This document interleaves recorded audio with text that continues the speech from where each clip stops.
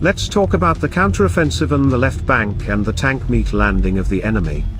In December, it became apparent that the armed forces had started the process of forming a buffer zone in the temporarily occupied left bank of the Kherson region, in which the Russian occupants were as uncomfortable as possible.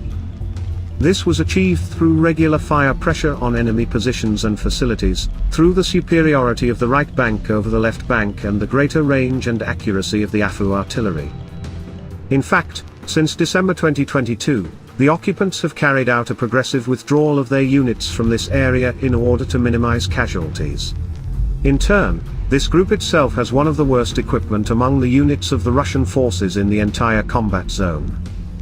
As a result, we can observe that for the second month in a row on the left bank of the Kherson region, the Russian troops have been enduring and trying to survive. Insistently, painfully, but tolerating, suffering losses and not always receiving compensation for them, both in personnel and equipment, since the bulk of the mass goes to Bakhmut. The situation on the right bank was similar and even better, because there they tried to saturate the right bank with a mass of recruits in a fit of convulsions. Otherwise, everything is the same, except for logistics. Although, to say that the logistics on the left bank are not under the radar is wrong. I would not be surprised if the Russian command will make another not easy decision on the left bank, but it is too early to say. Early, but everything is going to this, and the AFU speeds up the process, regularly adjusting the left bank mass to the right conclusions. Meanwhile, the Russian command is bringing back to life tank assaults, a tactic from the Second World War era. This is due to the fact that the losses of armored fighting vehicles in the Russian armed forces do not have time to compensate. As a result, the occupation commanders are beginning to practice the long outdated tank landing again.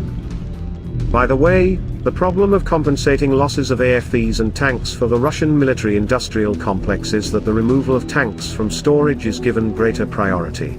That is, if roughly, having the capacity to restore 200 vehicles, it is more likely that 150 tanks and 50 AFVs will be restored, rather than vice versa. This is due to the historically hypertrophied Russian fetish for tanks. There should be a lot of tanks, because tanks are power. Remember their tank biathlons. Yes, it sounds banal stupid, but that is the whole concept of Russian army, in armored fists. As a result, medium and light armored vehicles are becoming less and less available to Russian troops.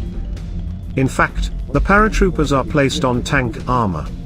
At the moment of landing it hastens up and engages in combat. The disadvantages are that the troops are completely unprotected against small arms, shrapnel, and other weapons. In essence, it's easily searable meat on a frying pan.